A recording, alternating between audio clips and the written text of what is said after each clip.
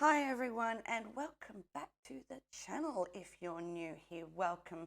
My name is Sharon. This is Rare Roots of Joy, a channel for plant parents. So for this week's show, I thought I would talk about things I regret.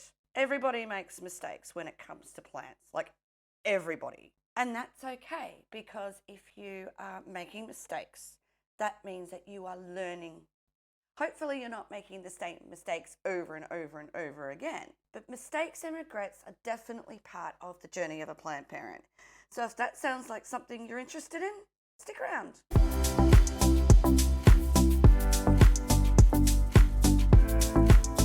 So the first regret I'm going to talk about is something that I think everybody has done.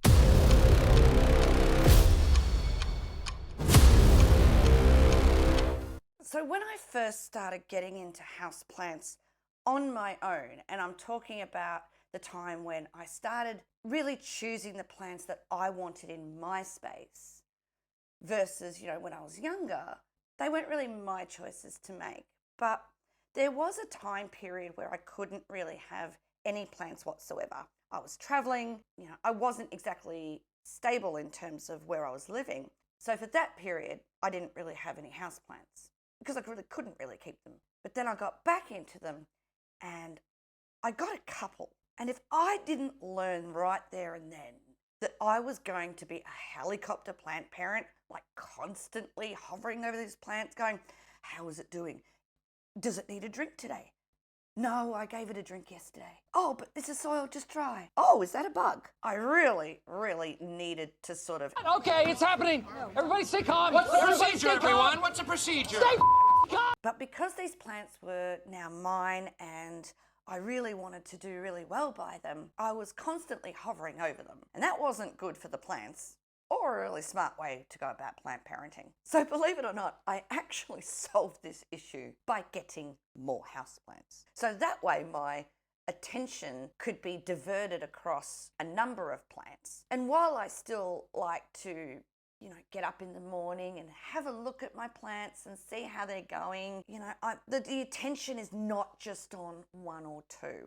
I can divert my attention across a plethora of houseplants, all with different sorts of needs and requirements. But I know many of us have always been guilty about over-parenting their houseplants. And that's okay. When you first get houseplants like that, you learn what your own behaviour is going to be. Are you the person that sort of hovers like I do and wants to check plants heaps, or are you the sort of person that's just like, okay, I've got a plant, boom, there it is, I'm going to go out by my life and maybe forget to water or even forget that it's there. So there is a whole spectrum of behaviour when it comes to plant parenting, and that's perfectly okay. But many of us have been guilty of overwatering, and I've been guilty of overwatering because I either misunderstood the plant's requirements or I was just too much of a helicopter plant parent. You can solve your issue like I did and get more plants. You can also invest in a moisture meter. And this is a tool. I've actually done a video on how to use a water meter properly. I will put that up in there. That is an instrument that really, really helped me understand whether I needed to water the plant or not. That instrument has been a plant saver. So killing a plant by overwatering it, probably going to be part of a lot of people's journey. It's certainly been part of my journey. So yeah, don't overwater your plants, guys. Just don't do it.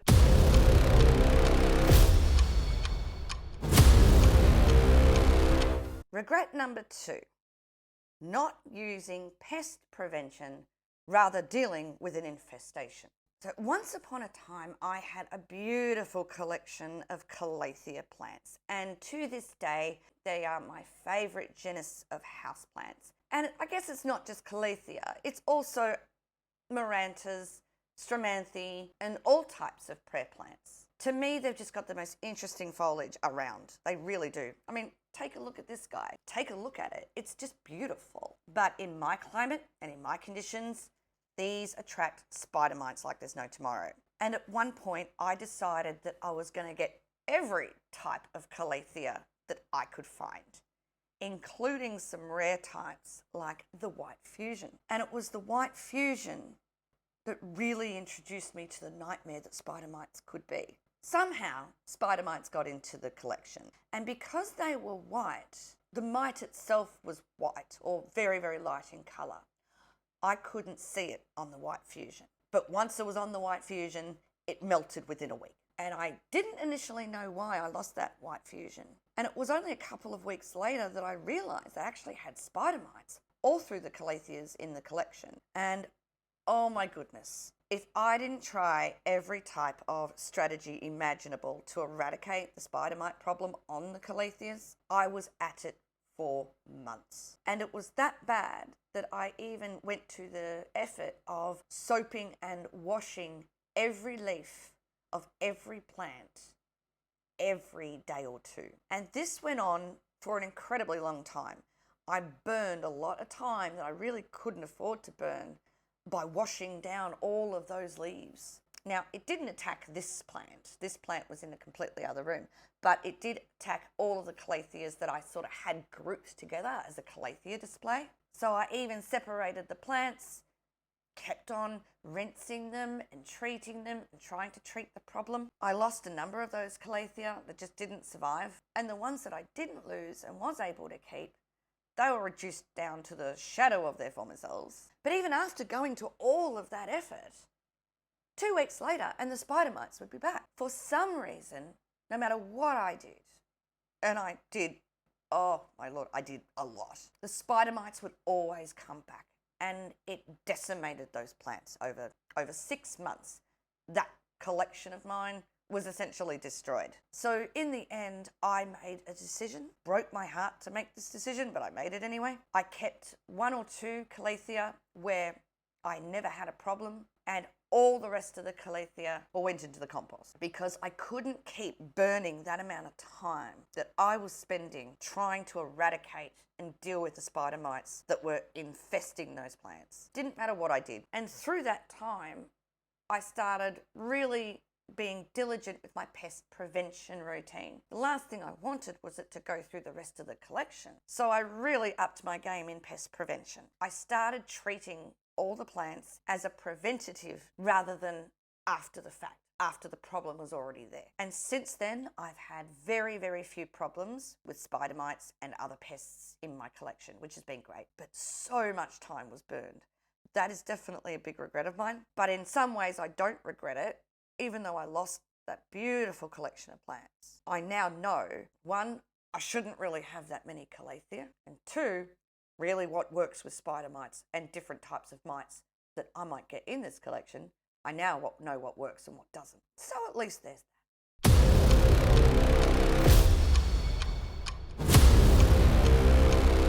Regret number 3, not realising how little light I have in my grow spaces. So every house that you will live in, and indeed every room within that house that you have, will have differing light levels. And it's very, very easy to get lulled into thinking that the light levels in a particular space are brighter than they are. But you would be surprised how little light is reaching your indoor spaces. And I think this is partially because of the way our eyes adjust to the light naturally. Our pupils constrict and they dilate based on the amount of light that's around in a room. And when you go into, say, a darker space, your pupils will dilate a little bit more to allow more light in, so your eyes adjust and you can see more. It appears more brighter than what it actually is. More brighter. More brighter? Come on, Sharon, learn how to speak. Conversely, if it's a really bright room, your pupils will dilate.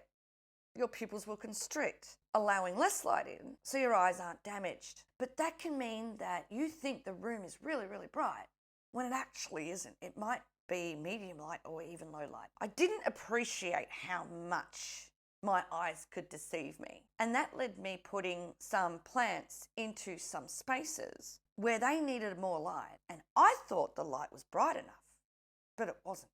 The plants didn't die, but they didn't thrive. Now, I have done a video about this, about assessing light levels in your home, both with a light meter and without. So at the end of this video, I'll pop a link to that one if you're interested. It's a very good video, that one. But yeah, that regret meant that I wasn't catering to the needs of the plant as well as I could, had I understood the actual light levels in those spaces. And before I go on, I will take a moment to say that if you are enjoying this video, if you're getting good value from it, give it a like. Maybe consider subscribing to the channel if you would like to. And if you think that someone might get value out of this video, maybe share it with them. But now let's keep going.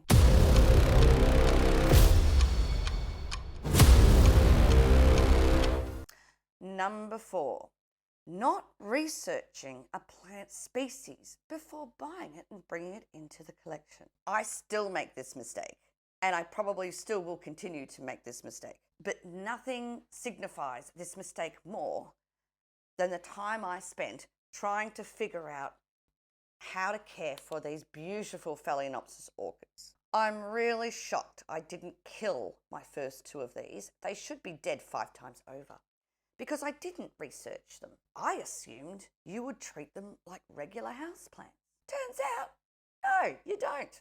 While we're talking about orchids just for a moment, isn't this one just beautiful? This is Dendrobium Avril's gold, and an unbelievable, almost like a custard yellow or a custard orange. Gorgeous. But we're getting off track. So yeah, understanding that these guys needed a completely different substrate, that they had an annual growth cycle, which is very, very different to a lot of other houseplants.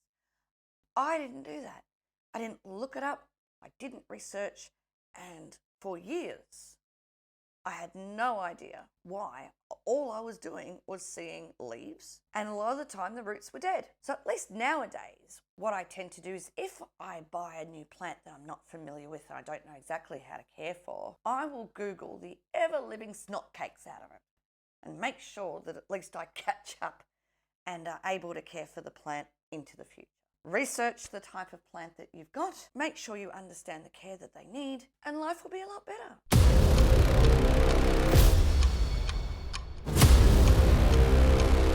The next regret centers around tools and making sure you have the right tool for the job. You can't build a freeway with a teaspoon. So having the right tools around really makes a difference. Early on in my plant journey, my thumbs and fingers, a little bit of a shovel or a trowel, and that was pretty much about it. And I found myself having to do all sorts of jobs with not the right tools to be able to help me do it. You don't need to spend an awful lot of money.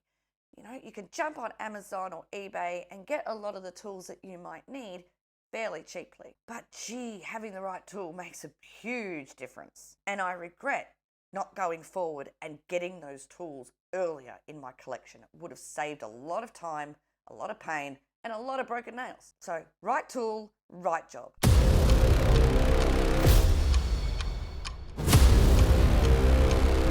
The next regret I want to talk about is not appreciating the seasonal lighting changes that happen over a year. So in Australia, at least in Melbourne, Australia, our strongest light comes from the north, but it's very much high overhead and not a lot of deep shadows are cast during the height of summer. Different areas around the home get different levels of light. And then in autumn and into winter, the sun swings a lot lower in the sky. And at least in this space, all of the light comes flooding in. So I actually get stronger light in the winter than I do in the summer in this space. Now, once upon a time, back in previous places, I didn't quite understand the impact to the plants that that seasonal adjustment had. There was less light across the day, as in the less number of hours, but the intensity of that light could be stronger. So it actually meant I needed to move plants around. Some had to come back away from the window, otherwise they got burned. Others could now go to the window and sit there because they appreciated the greater light levels. So again, it comes down to knowing your type of plant, how much light it prefers, which can be quite an experimental thing. But I encourage you all to really pay attention to how the shadows fall in every season in all of your grow spaces, whether they're indoor or outdoor, because you may end up realizing that you may need to move some of those plants, say from east to north, north to east, or maybe into the south and southwest, depending on where you are in the world, to be able to optimize the conditions for your plant. So I regret not being aware how much of an impact those season adjustments can be. Have you jumped on the email list at rarerootsofjoy.com.au yet? If not, why not? You can be the first to hear about new plant releases, product announcements, and also once a month we send out a newsletter containing links to all of the videos that we've released on the YouTube channel. So you don't have to worry about those pesky YouTube notifications not bothering to notify you. If you prefer to see those videos delivered that way, you have an option. So jump over to rarerootsofjoy.com.au and get on the email list.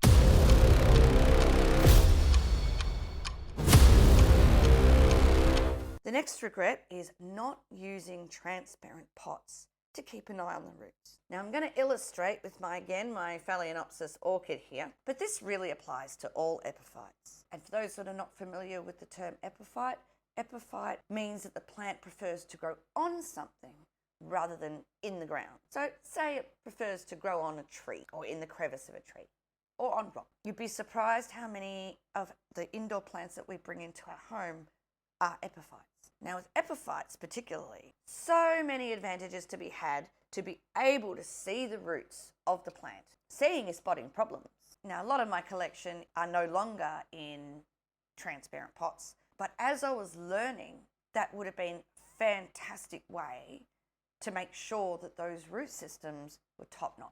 With pots like these that are opaque, you can't see the roots at all. So if you suspect there might be a problem, you have to unpot the whole plant to have a look at the root system. And unpotting and repotting puts stress on plants. Put your plants in a transparent pot and you can see exactly what the roots are doing.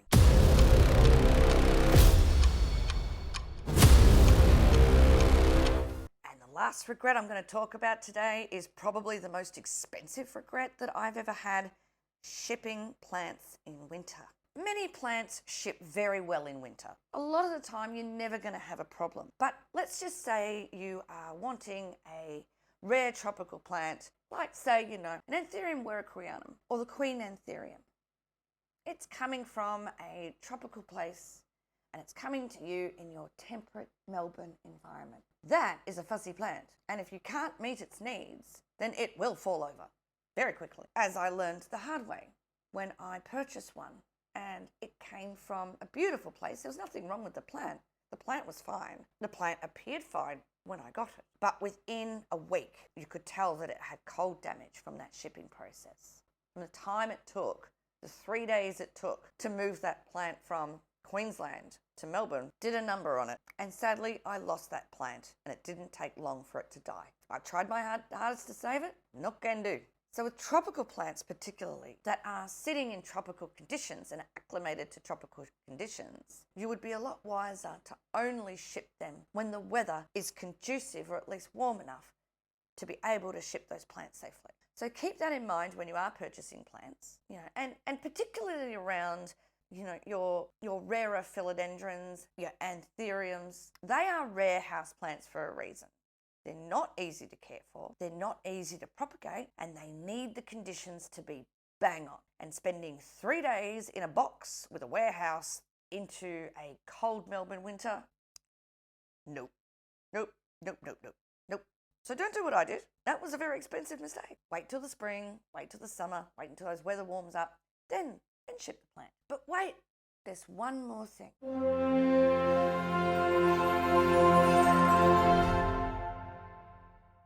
All of those regrets that I just talked about, I don't really regret all of that happening. Would I like to have not to have happened all those things? Sure. But from all of those things, I learnt valuable lessons.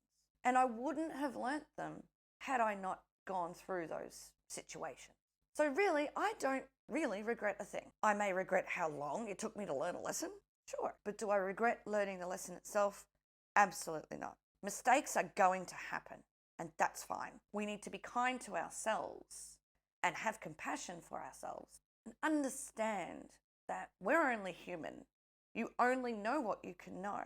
You can't always anticipate problems, and there's only so much you can learn from YouTube videos and books. At some point, you're going to have to make the mistakes on your own. You're going to give things a try, and it may not work out. As long as you sit and reflect about that and go, okay, the next time I'm going to do it this way, or at least not do it that way, then you are going to become a better plant parent for it. So don't worry about making mistakes. Everyone does so. Enjoy your plant journeys. Enjoy being a plant parent and I'll see you at the next video. Bye.